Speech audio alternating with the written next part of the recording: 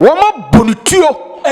Ama siamino kase the hospital. Miracles traveled outside the country, arrested at the airport, officers or operatives from Yoko. After the when we are done, we then move to the second phase. Let's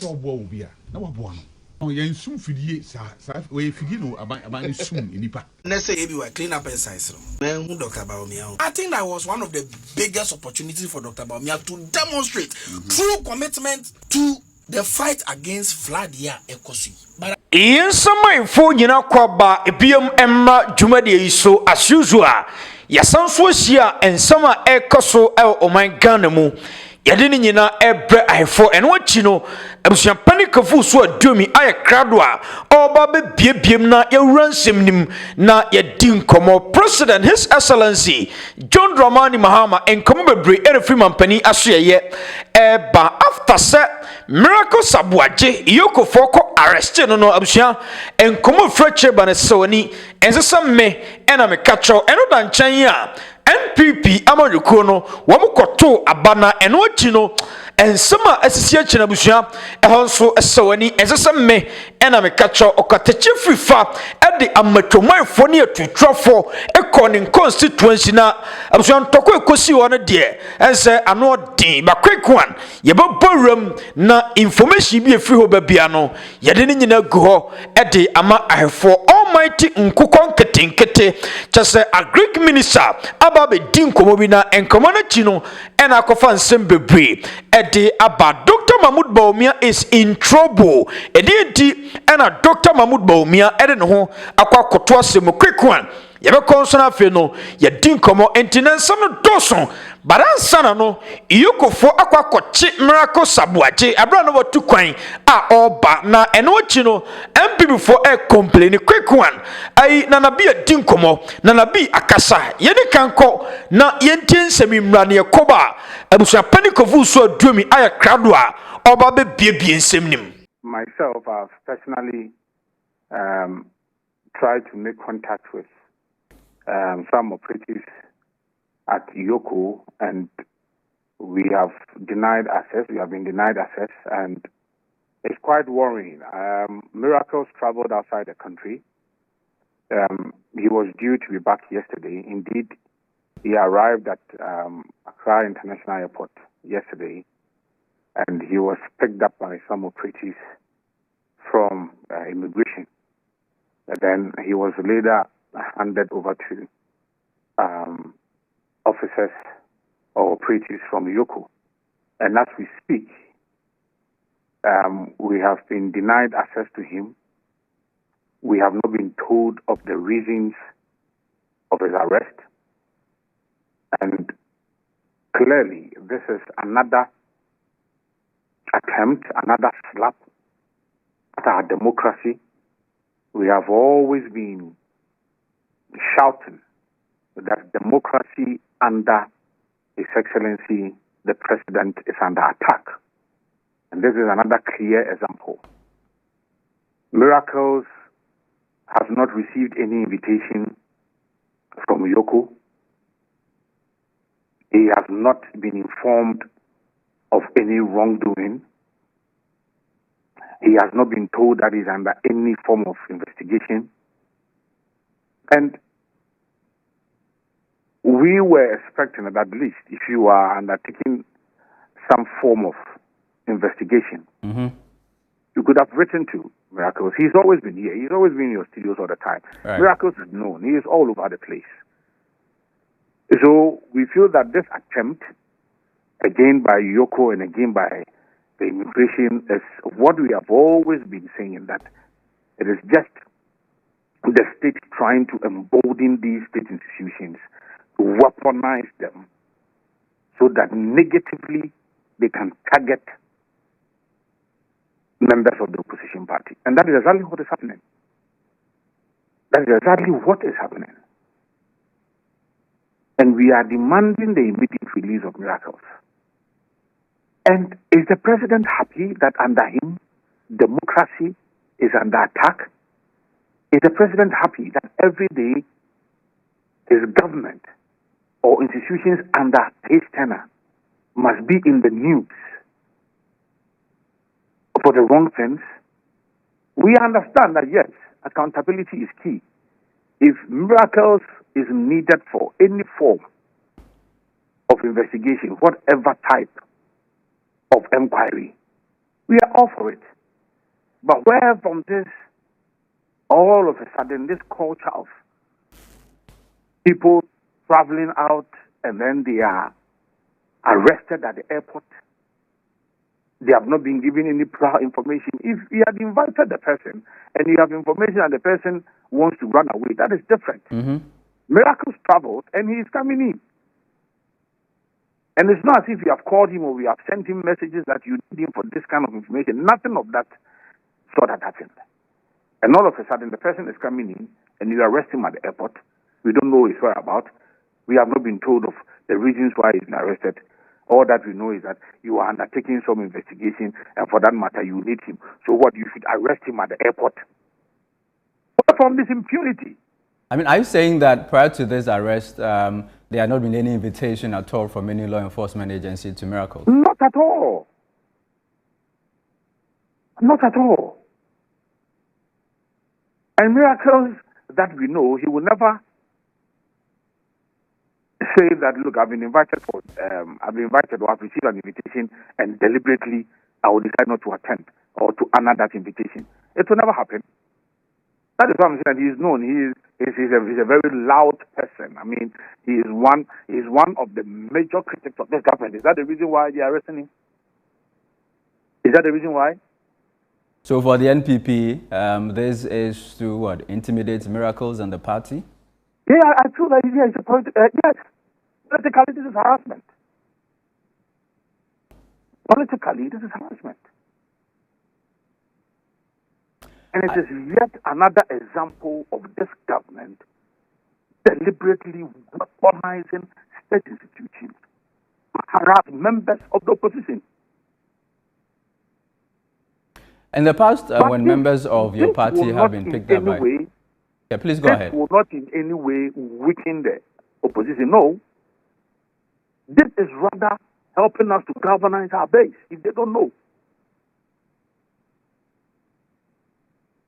We are going to march to Yoko, and we are going to find out the reasons. In fact, if you arrest somebody and you think that you have sufficient evidence, what do? You put the person before the law court. It started from Yoko giving out some onerous bail conditions, repressive bail conditions. That is why it started. So the fact is that if you have been given a certain repressive bail conditions to meet and you're unable to meet, then they keep you from this. Since when did we witness such? When are you marching to Yoko? Oh, tomorrow we'll go there. Even today, this evening I told you we went there, we were denied access. We are going to go there again. We need to find out whether he has eaten, where is he?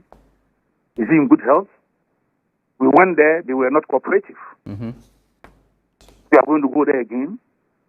Okay, Mamu Akwaba. And then some doso baransana no miracle Aboagye ababe toja se national security and afi Yokofo akwa kwakye no airport abra no tu kwan a oba eno chi no NPP fo ne se wo mo ntia se ba quick one ye monwuram. Okay, ba me ncha yerefo nyina kwaku miracle Aboagye eye Ghana ni I'll say 1992 constitution as they said the mienu ye chase and wabe public office holder before enti sene say aban say all fight for corruption na enunti e was so fight ya e kwan be no betimi fight for corruption eye omu free say omu ko hold office bi edi dwumadie bi in the name of the oman no na omu fisusu se ehun ba atamachew enu tiketa ahye ne plan kankan bi akoso sankrofo na was won go after them. I remember Dennis Miracle Aboagye na ankasa kasa okache Ghana for say obi aya na dwen se na nida ora no so a On baby no onkoda. Na ora no it is dead on arrival. Entimi nyare. Ora no ho adwuma ne bi ni. So ene no eye meme nwanwa. Se yenye nipa bi. Ghana fo bi no titun santro bi no. Obi ti say na akwadwo jantoa. Eye nwanwa pa. Such person are all fighting against corruption.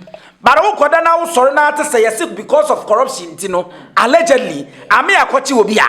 Not the same person who say you should social media. As I the cassette had the arrest.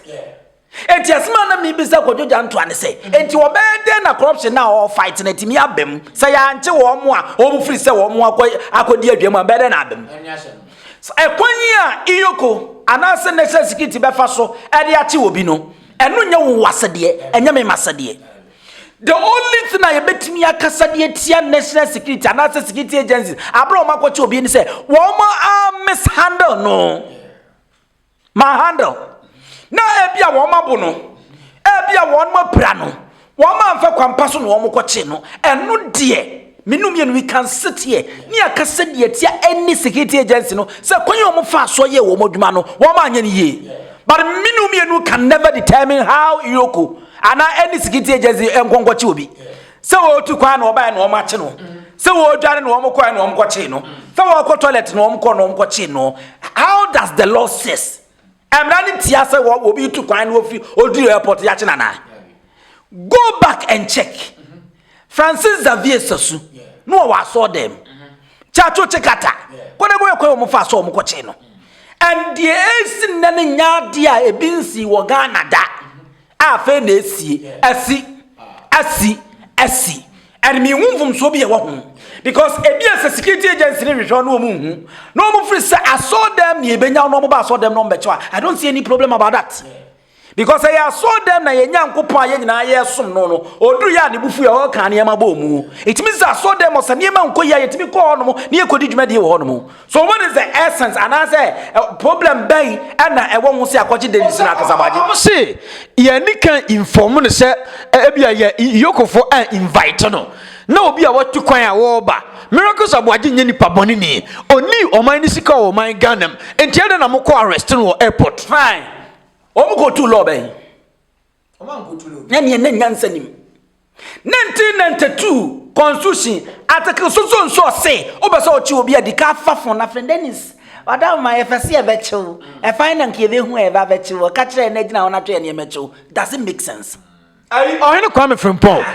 US for air kwakoche no omo friend answer friend ka kire no abuti ka omo becho omo friend ka kire no that sometimes me no ka say wonim say uko US say guy ba ko a TikTok what threaten Donald Trump so be ku no ma jail in 3 years go check it esun ka Ghana nkewu Jimmy asma me kan ye no yenua no mo US me twanton behu and then none makase memo bi ntra onfu we am you can take your phone go enso opa sisia yi no ma NPP ni bi nkasa ntia mampani entete mampani na yen kasa ya jelu no 1 year we wo de da MP for be 7 kwase for na tiesim ana hen na Aboagye no apost you and na 7 wo mo koyoko meanwhile set eye no kra ebro mu abema no mu discan they never posted it samomra ne nya sika ye bedi and the man there no power dware ne ma no man the driver do ma tena car papa bi mu do ma ko school but wo fra wo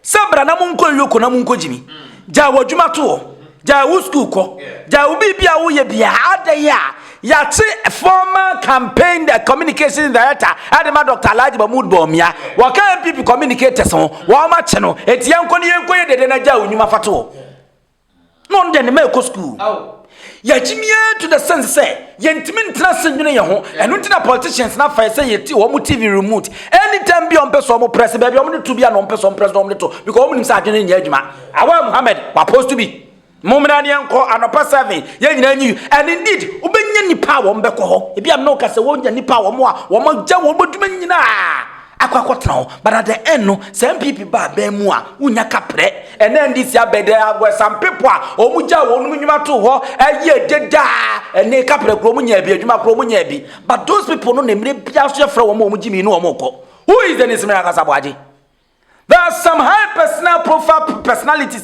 omo memo a wo mamrache wo mo. Eti who is Dennis Meraka Aboagye? Meka ni play da bia meka. Me se ne so yan this nia na wa bemu a the only pictures ade we twa che woni se di huni asa. Wo dealing sa wo ye. Wo di bra ba ne dia hye won sa. Make sure say you are doing a due diligence. Sani e ben ya da chi bi se table no kwosesa na NPP ba bemu a obi ntim mo kwadu. Oh yeah. Eti se ne se ufri se NPP na wo so na mrachi obi ne yekoche na won tiase a wo kira se NPP mo ba na se John Mahama kra na mredi na koche no me a wo site ma me support am for Simrako Aboagye kra wa che da na na bi no mo chocho mo yenko nyina wo ma che o mo che wo so mo nyina process na the process ya tiase say process but mo ma process no so enye hurry up because miracles die yi me te so mo ye nhwemu nyane ana o ma ya ana abesi sabre bi afa na bi o manya concrete evidence bi ana o mo fra na court na no enti wu ko wa ko ye dede no e de na kire enti say ye wo mem ni esi ye pese mra ye adwuma win central for na ko jo janto aminu ya wo ka ho eni ye nyina pese system no ye adwuma. We talk about the system. We talk about the system because some developed country no omuko omanim no. Abrofo no omuko omanim no ne ade no. System. Me no kasa was it Netherlands or Canada. One prisons. Be sama akuma 38 emudam pan. Me refugee country no. Woma tutumu because crime I come from. Adenta. The system is working. And the citizens need making sure say womu be abiding by the rules and regulations. Nani Abanse wa you 2 days yes we ye prapra na binuma bi wo mo store timu adwodwo wo mo ho abrama mpanyinim nyina ekura ne ma ye beba so say ya nje ye ni ama system na anya adwuma ni ama kwan system ne be da na anya adwuma system ne be ye adwuma se be ma kwan security agency te say de na asie no de e wo sembra ne de ne ko bia amra no so no mu no de ne ko and we as Nigerians we shouldn't supposed to sit on radio and our TV near rant efficiency of our institutions but at the same time no near sa kasa against wo adwuma wo mo ye. Oh, pass to corruption. Yeah, Kochiko be a so your corruption. So, who of us are there? Think you go to King's bed, king size bed. Near Van Gogh told more, near Vadenis Meraka, to so near Suano, helicopter mounts are fena or Moyajmana. Doesn't make sense. Or be your suffer to be a Marano Kodiati and the Juma Wayibiano. They should arrest the person. And before a Tuabano Katakyie free fadia to trafo ko ye niam fata chese. Akofan sama ba but answer no kuko ketenkete national issue. Entien treaty sa topic na answer na yakọ NPP de so. Na NPP for na babontin e din koma se enkoko ketenkete no e scam. And what she ana agric minister ababontin aba reply wo mu ayi nsema no acheche semu but answer na ye video no mum agric minister Eric Opoku akasa ena fe Charles Owusu akasa Charles Owusu de ose ayi kokon ketenkete no causing financial loss to the state owie ya pe ena ayi Eric Opoku agric minister ababe reply na wa cheche mu ama Ghana fo nyina tiase ye video ne mra yenhwemum ne koba abusua bedi nkomo. Look, o pese obo obi a na wabo ano oh yen sum fidie sa we fidie no aban sum enipa chama ya nam eti we portrait ye say enya ponchi o na ya ye ne say efie mu ye ja portrait poko on na ho na obi an kope na bi anini na onyi a na sabi ya ton na say yakum ni yi na de sabi ono no o just o ye portrait 50 ba ko 50 no sabi ba na sabi ahobrase o nipa na ka say na ho di wo fom portrait found in who want I said I'll buy any person pass or Aboagye o the Emfa region bia on choose NDC ni memfa one person from each region na sika dodo na o person de shemu no ye nchemu say 16 regions me boa ye nchemu e bi be so achen bi say nipa no eye ne kese a obetima fa nipa dodo na e wo mountain na o person o mo maduani di no na yetu o mka boso me. That's true.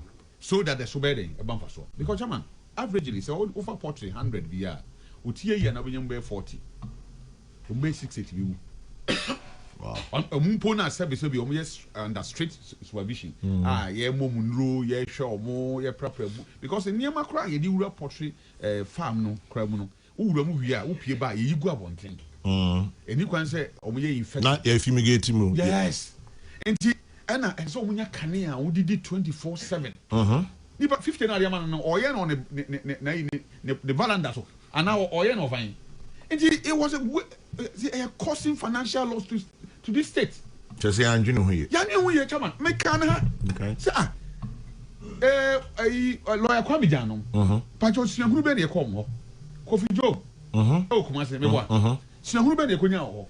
Do man hinkrofon. Ye kom nchan, ye no mu di nkomo de. Because we pay poultry farms ahodo e wo Ghana dodo a do man hinkro ne wo. Say na mate. Emwo a omu so omu hia no omu nsa kan de. Ai bebre wo a omu capacity no say aban bo omu e wo sika fam. Ko poultry ni nyina ye feed. Poultry you can't want to say feed. So we feed that. Which way you want to do once you have the land. Now say we only to feed them. Now in Luna, it's a constant supply of medicine and so we apply. No, which my poultry them now ya gino sani ma we nyina. Say ya the party for magic 50. Mfan ko mu fee. Now we veranda which my yard. Now, after the Nkukon Katakyie, when we are done, we then move to the second phase. And then in the second phase, we are targeting the medium-scale producers. Still under the Nkukon Katakyie. Under the Nkukon Katakyie. So the first explanation you gave happens at the household level. The household level. Okay. Now, when we are done with that, then we move from the household. We are now going to those who are into commercial poultry business. Okay. Some of them have been categorized as the middle or medium scale producers. They are able to do from 500 bears to, let's say, 3,000 bears. They need the capacity to expand. And it is the duty of government, as we pursue increase in production, to give them that support to enable them expand. And then we move to the commercial farmers, the large scale producers. What can we do with them for them to also scale up so that we can produce sufficiently to feed our people? Okay. Three things must work here. What is the state now? As we speak, when you look at our consumption and our demand, our production is just around 5 to 10%. Yeah, quite low. But these are birds that can be raised within 2 months, especially the broilers. So why is it that we cannot do it and we are spending our resources to create jobs for foreigners while our people are moving up and down our streets doing practically nothing, faffing around every day? Something must be done. And that is the strategy that we have adopted. Okay. Now, we haven't even done 50% of the household project. So you've not moved to the second leg yet? We are yet to move to that place. We even go to the commercial? We haven't even gone to the commercial. But you know, under the Feed Ghana program, the first thing we did was to campaign for mass participation in the agricultural space. Okay. So as I sit here, we have seen a number of people who hitherto were not in the poultry space, but today they are into poultry business. This is as a result of the campaign that we embarked upon. Any numbers, those who have... In fact, it's so huge. I cannot sit here and give you the number, but I think you can even attest to it. Because even in your office here, you have people who, as a result of our campaign, have also gone into poultry business. In fact, a man came to me in the office and invited me to his house. When I went, he opened a big door. Look at the eggs I have produced. I'm not getting the market.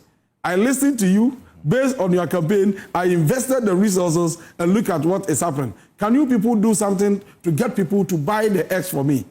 This is what we are witnessing in the system. Okay. And the results of the interventions and the campaign we have embarked upon are visible, clear, available everywhere for people to see and testify. A Greek minister say wacheche semumaran e chaso usisi e causing financial loss to the state yentutimo. Okay. So far for now, meka se almost share say the besi ne bi humfa so bia. Eno de e was say ye play near can for now. But enchemu na ode aba no. E ho na me peki bibi de afri. First one na ye na household no. Me humfa so a asoman ne benya de afri so. But as individuals now, omo nsaka ebie they are enjoying it.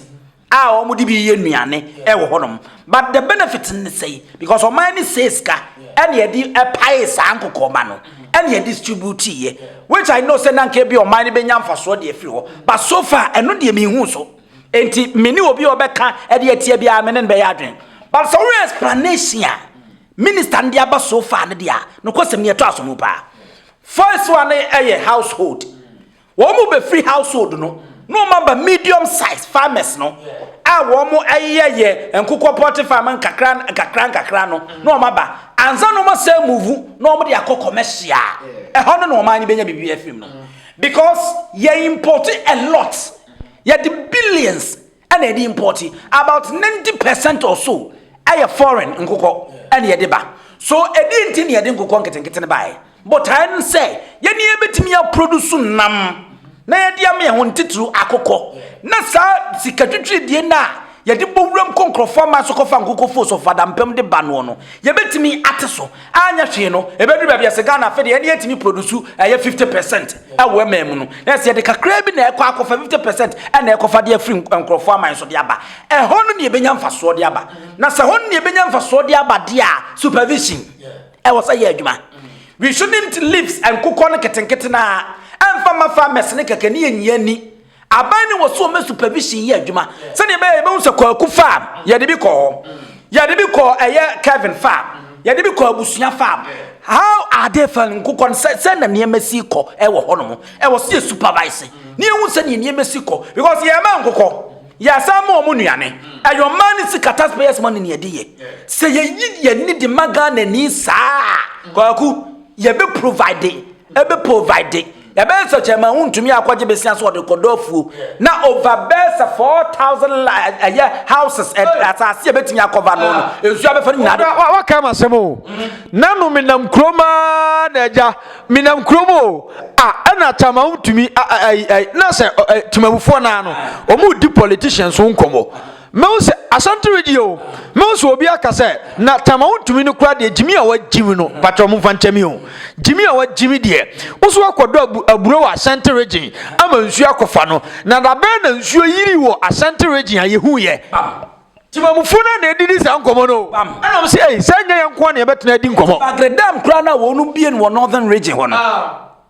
enti asase ya dan be se 4,000 ebe koso no ebetimi afeso aburo nyina eti yare ya sa de be kwa ye wuntumi anansesem eti aha no ye very very important here supervision because ye beche dia ma from mo ye nkokọ first one de una ye ba ofie no abongu kobuo na ye fisa ten be kom na ba ya ye de ten ne dia ma but yes ma o ka say e causing financial loss to the state no me ntina se eno na mdi ka kire omu no so first one me question na me ntia se first one de kwaku ye because they my household for so be na wonyanya firi mu o se me na man kwaji bi se wo bobuo na akọ ya nke be ma bi ke be membi me jada no wan kwaji bi but I ne say o se mitio a businessman bia no ye start business ase ahisa dem cho what ase NPP ba no mo say ye fra bibi one factory one day one district one factory omo ba ya no mo say start afi ade ekọwi achi na age wo nsem hwe free SHS enka nyame amfa kwamu pa nka age wo nsem dem cho what ase nti ade bi wo ha wo ye businessman na wo ye good ye starting nkaka ye de test waters na ade ahwese business ye be fa metwase we already have our farmers dada sa obeka mo kasa wo baga na hanom a okobono honom a doma titiru ni ade e ho na nkokọ pa omo exporting nkosua no ni ade de koboki na nom ni ade so we have our farmers dada ye ni mu ama farm Sare farm Boris B farm anyone why farmers no wo dada ena edwuma na ye ye pese nkokọ a ye de sika bebre hyemu krefkrem fin krofo man so ba no esote so to me my understanding no the best way is nanka was say the farmers instead of household will be our bobu be abajibi because eno de at the end am na wo kunkum mo mare beberebewu yan se na nim de papa de fa enkokọ ye hu na say me say da koto ma akoma 10 kwaku me no ka say 4 pe na aka o mu nyina ewu na say wo mo so hwe ana me kire no enti household no yan se da nim adwuma na ni so because I am fear keke bi na mo na mfi se manya buo ba ko bi ana me ha dan bi na me mfi ewura aka no wasase e na mabɔ buo bi e betimi afa nko mienu bi e na magye dia kogumu me nche dan nim ha wa e besi bi ni ada agye kora enti probability say enkoko ye beche dia masa household for no dodo na be wukura ye high ya boka so na ne target wo mo field no so ndada ni emfa ma wo mo ubeka ya metena aka asem bi kire wo say I think say constituency 276 na ewoni nyina region 16 na ewoni nyina no ebienya regional farm aye nkoko farm eno no region minister you wasade se wo supervise se farm ma yede nkoko more than 20,000 dia begumu no eye region asade se o mo hwe ye ria ye ko constituency bia constituency no MC ya wo ho DC ya wo ho no won so wa ye farm kese. One way or the other, no, you employ the youth. No more working. Our farm no so a constituency no, wo MC DC, one so asade no. Near enti constituency one farm, region one farm.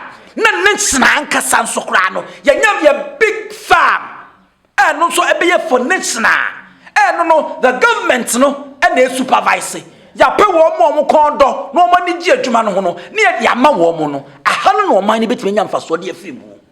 Because at the end no e hono de ye kunu regional na ya packaging kama so what ya say ebia Accra ne ya package wo mo de Ashanti region ya package voter ne ya package and ya pedi ba ko pedi de atoso ne ya package ya de Ghana flag de aye ne ya package ne ya ton dwaman so de e betimi import ne ya import ne ya de ko ne ya konyeska but so ye ne household na se de ya sha se ya ye ya e ka de beba enuntina make us many Solomon ya adwene kakra of causing financial loss to the state no but so dia wo ka no sometimes you have to test the waters na re how e be sidi akọ enuntina the health insurance background na ye say national no yem pilot na ye re how e be si akọ so we will give the government the benefit of the doubt but say dia wo si akyem no ene dia media be message message si apeso man nya mfa so pa de firi ho a ye nko ni say na wo ye registered farmers no anu wo mani abre no yemfa ma wo no nye no finance anya ne de etsa de maka na regional farms district farms ni kwaku so wo mani ye ne sa ni ape wo mani abre o betimi aye ne ono moto atua no a kwaku nka komo ne Ghana da because region bia wo ne menkefu region bia wo ne kokofu region bia wo ne banchifu so mudua ne be ye nkwa ade a yaje one way or the other, you employ the youth, no, the award, and do harvester, one more chani idea, Kwaku, you bet me import to me. Ubekaya wasn't bushy and I said champion pencil, near Obi, Obama Chromojachia. Now you will be a one more brigade, Sana near Freno, and Mounkwa, and your manager Padia Daho. I near the young, near to be near Mabebre, no, my name be near tongue, and sound system left you on. So many person yema koya, we should bring it back. Send your baby to me a boy and then cushion yang on the world stage. And yes, I near say ye near or bet ya konfia koya kore. Because you will be an award in Papa Edema. Okay. Quick one, young fio. Katakyie fifa ko fa asem dia bre NPP. Na NPP focus o mo kwakwa to aba. Abatuo no ntokwa esisi ya ye be wuram ne adi ho nkomo but ye nkote we mra. Ese Katakyie minim so da hospital so eden o. Wakosesa matwomanfo amoma amoma beko sia kontokwa ama kyese. Ade na e bebre na enkwa video we mra. Ama ba kokoro kyem so Katakyie fifa na do mbae. Anu obi si na we na ade be pa MP. Ano did the quick one, what the NTMra.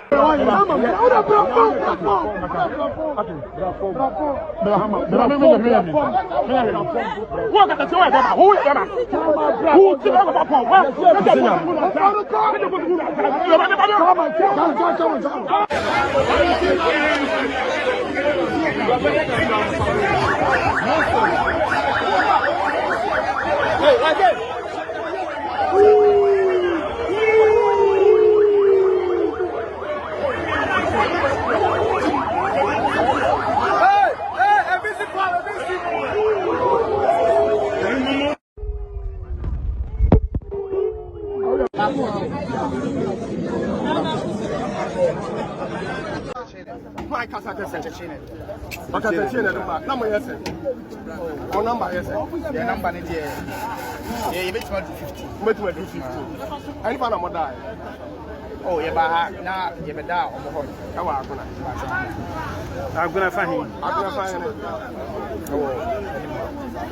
You say if you know Kenyans in the buy. Until I'm gonna find him, I'm gonna minimum her name. Honestly, I say be a quite be a bit I must have been a better. So, can I send ban of my hotel? I would die.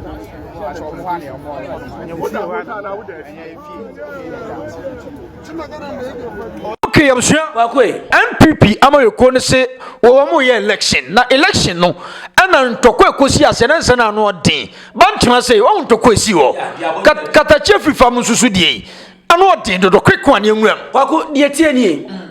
Sauri Ashanti region, for instance, now.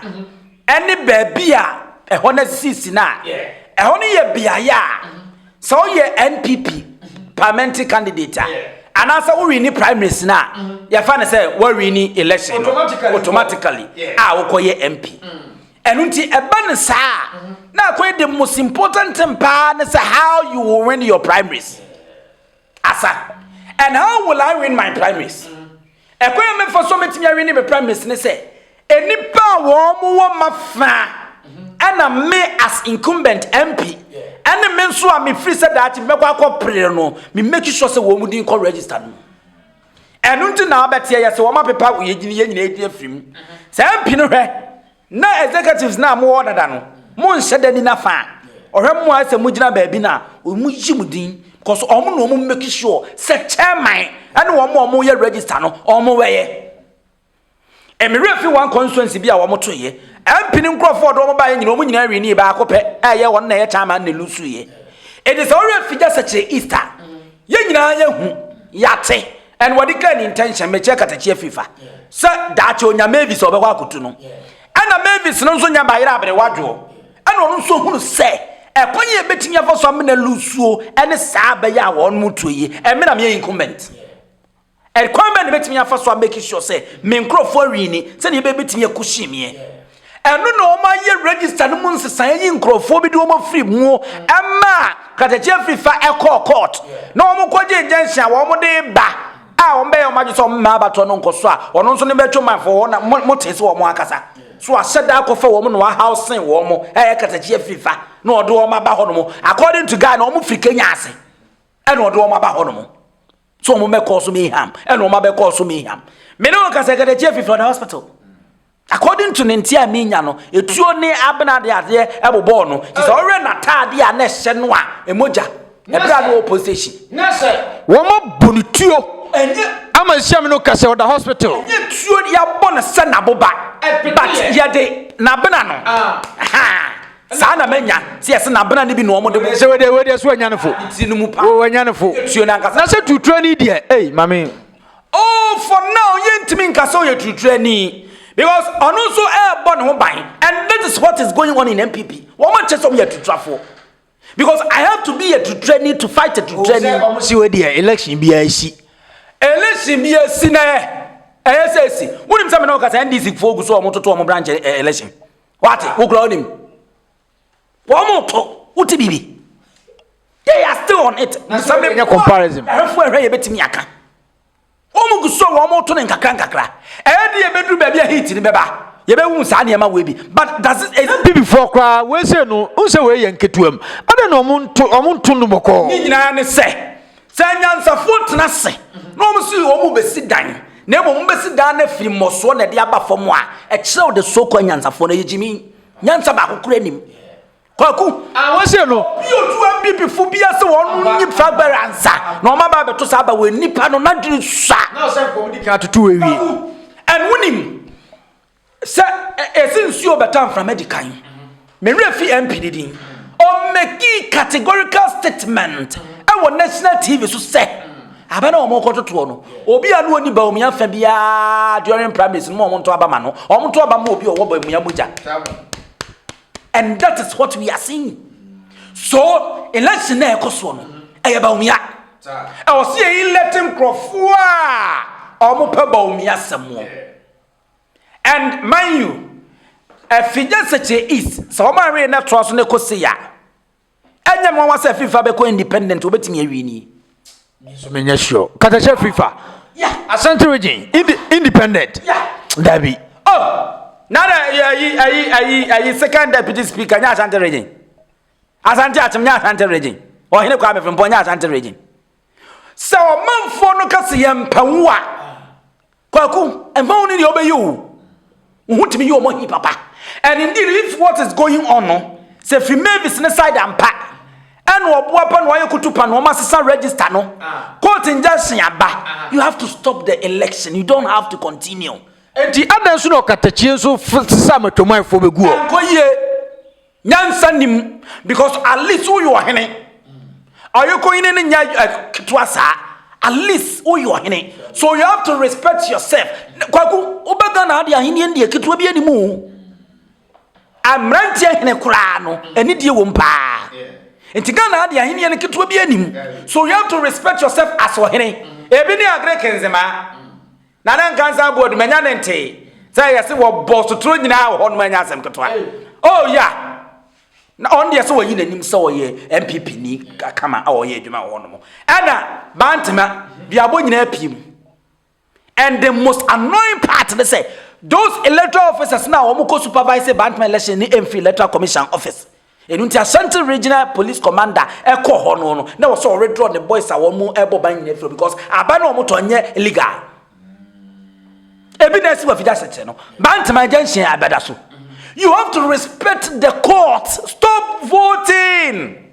Na makusu no mato. Enti me no ka say incumbent chairman na wo mota no lusu.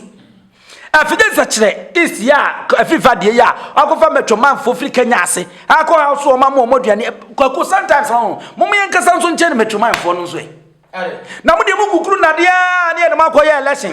Ano obi kasa Katakyie de ono so de chama ho ntumi ade ya na epeso obedi MPO. Patapa ahoden ni ane den kwaku election de edu ba bia patapa de ane den ni hia but enye jimi patapa anya nkwase asem ane den aye tactics sometimes obi won ma won kasa onnam fom esuma se blow ngrani be se di blow na oje e wase obenwu anu surprise ye no emwa kwaku di aboa ni unyuma ade no aye no constituency na nti yento abamfa ma so Katakyie ade no aye na anu nsuo a wusu atutuo yi kro baako wo se wuntu nsuo bia ebesi na yenya ho mu aye wututu bi wuyo bi fine hwe Captain Smart de oguso a wo ye no Gomua East se wo ye ne ma chip pounds as one chip compound chip compound ane schools a wo sisie ensuo a wo tutu ni ade ye ne blow edru ho na wo say NDC na wo so wo call primaries wo Gomua no ampa wo tua wo dues na omo pewa emfa wo ne de incumbent MP ye friends say register obesesa no oh yeah there you can still win because obi won mo abetua ska dia ma no so on to aba mfa ma wo da MPP die mu abi asi ba ko social media o se wo bia se wo to dia ma no enso because ade enti na wo same nkonto mfa ma wo ade benefit ni menya de free wo enti sa Katakyie no se wo Katakyie nyame amoa ade tuo kobo na tim na ada ho no ma enkade na wonya de free mu enti mo manyenye decorum e wo sa aba ye to no the whole nation and na ntimi nkoyi mfa ma ye nyina na Dr. Mahmoud Bawumia bransuo toye no eno otisi fom no nante fom ko gina ho kasa ya ena domama fa wiem tina ebi mu kwa kasa na leader pa na smasi na nam wiem ena Dr. Mahmoud Bawumia de ono no watiesi fom no afofoma etise no beto dwan Ghana fo dinkowo ena domama se me ya ai omani nyina yanya ai clean up exercise afeye clean up exercise ni aprapra kroma ya hu Dr. Mahmoud Bawumia na de entie ensema Dr. Sam Aid e de atudwe koba ye bewuram NSA ebi wa clean up exercise no men hu Dr. Bawumia ho na o ya ebi wa nansenya na ye hu se senior man akoshe Adidas for sneakers ne trousers ni ade instead of wallet boot na ordinary matechedi mu ebi why the whole idea was that or person or assess the impact of flooding no anamebua It's not coming Jane say Adea ede flood no ba eye niema pi including a fini and mea ede a war ekrumi.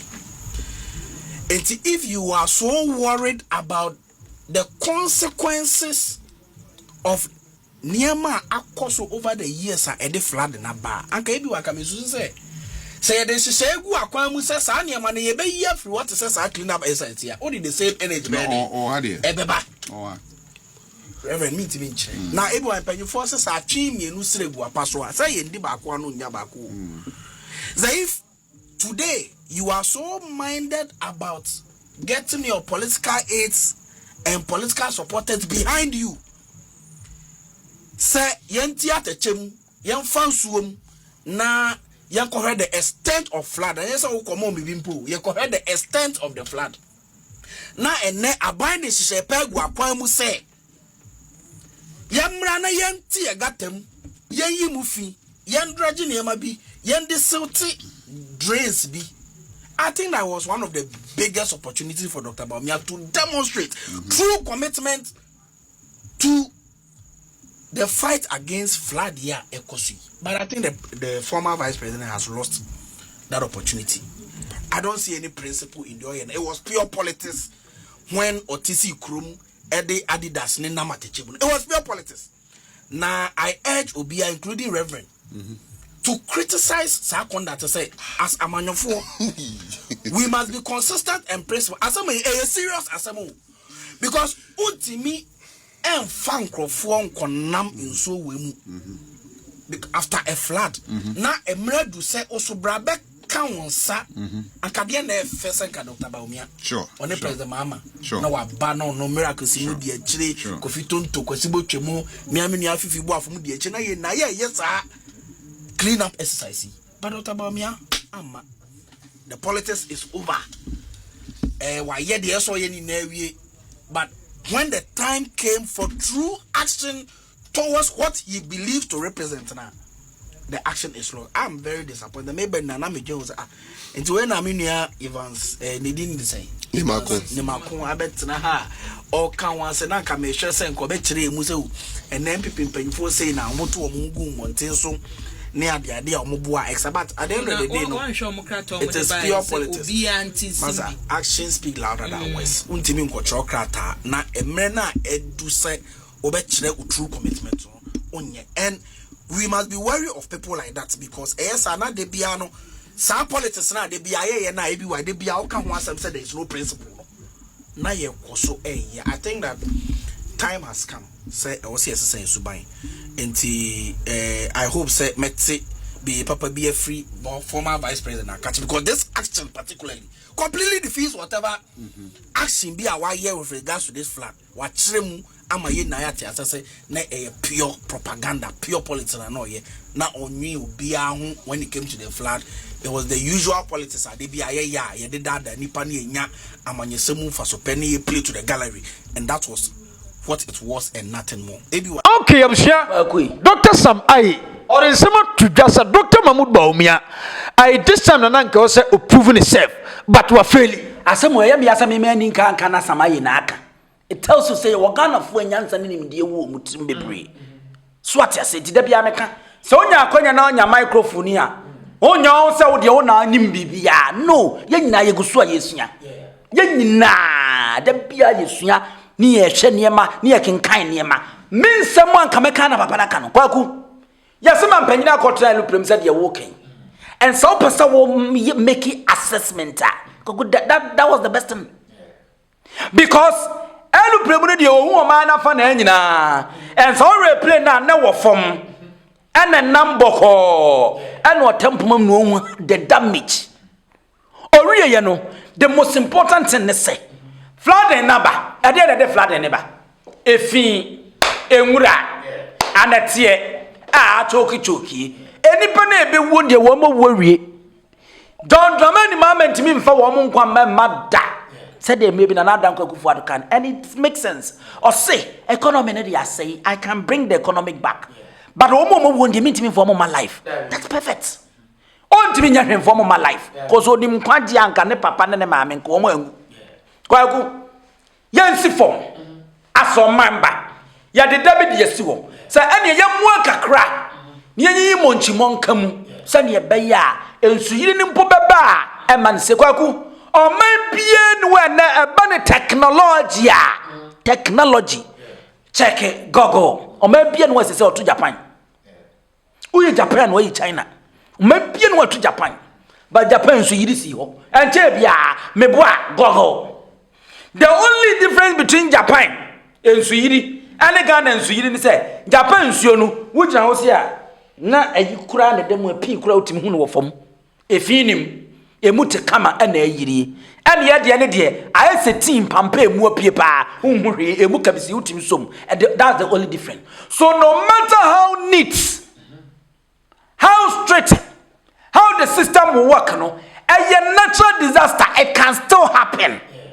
But at least ye wo ye ni padie a ye betumi ya ra eno de sanye obo ade na bia abufuo bia ba no wo be se ne ma sabi nsuo no to na yi kra na at least benya gatemu afefa to bon say within some minutes na sa atwe kama na eko ebi ni ye ne hei ye nyi monchi monkam kwaku se wo se wo ye party kese wo opposition flag bearer wo de wo nim nyansa wan tena ruprem en wa ko supervise enti wo de wusi fom na anama techem no ahye wadi dasia kwaku the best thing anka Dr. Alhaji Mahmood Bawumia timi di ebe redeem ni image kakra ene se sa exercise we course ki ebe hu se no nsu gina baabi na camera da no so no at least se on tibi kra na anka ogina no supervise na oni made a mebuofu eba miracles Aboagye be kasa yi o eye yeso watu kwan obetu na se eye clean up exercise eye ndisi John Mama enemies no mo de bae every month bia Saturday bia won ba won twem enti John na aye friends say Dr. Alhaji Mahmood Bawumia de mo forget no why say remote o mu piano na woko wo mo piano na wonko we mi gidi so mo ka jense papa wo bitina ngo prapra ba bia da no dae but ye wie na te ye de enko na matechenu ye mfam pen score political point but once okogu ne ho ani mase one village one dam that's any esre no more twetwe anytime bia o making itself available for a man for no so on betwetwe ne keke eti the doctor yi kanyi kwaku 100% right o so we NPP panyini no antimi antu safo no am make sure say Dr. Alhaji Mahmood wo de anya hwe kono ankasa ne residential area ni fie nanim no a na mo fa camera nto so a siutrase yesei na wagu won mase and I'm not surprised that there are some Utah go party headquarters call demonstration say JFK or resign well me kan ha na maka na me say repeat sana me ni MPP for and o ma ye ready so mo power enka old executive ba ko kura ni wo se na nkurutina including Dr. Alhaji Mahmood Bawumia no ni kwa so mo koto abaman se flag bearer because ene obi bisa Abi na NPP di be campaign 2028 abi agya so dia to abade ama no Dr. Alhaji Mahmood Bawumia mpa asat na untumi comment economy from no wa ba mu 2 years before asa na aban yi beguo ama aban na gu ama aban fofra ba ko 2 years untumi make any comment about economy kwaku me so metia me nyagimi fo ade ba ko me gyina to ba economy ni ko yi aniema ko yie economy ne say aniema ko yie enti alternative right now no se John Dramani mama memu nu nko yie na economy nko yie a de me ko we na nkama koto abade ama ye Dr. Alhaji Mahmood Bawumia adenti na nyansani ya metimi dwunem ko tena se obi a wono de otumbe fa dollar ko 17 wo to ade da wo ayi wonye se wo ko ba bia wo me no na edi microphone ya no ye ko see 100 Ghana cedis na me yin me use cafe me back pocket madam ho ba say hello oh sir oh mate mpacho you said you say am fanye 100 bi me 200 esi nyankopon na me witness why should I go and vote for such person abramenya ba bia wo ba ye yante niema kura so 2 years ni yanto niema mu why should I go and vote for such person enti ni campaign say interest rate na inflation na edi na wo de be campaign so aye niema nkitinkiti bi say na nka emma eredi mi hu na omanfo no ho baye wo mani kan kakra but niema wo mu ye nyina akire say NPP as a political party they are not ready na se wo ko pre chire kaso bompaye se wo koto abade ama chairman huntumi so no mayor party chairman ya e de na chese wa ready so pese obu o man okay Young fancy, ye call Ebesa Babiem, Yakai Fonina.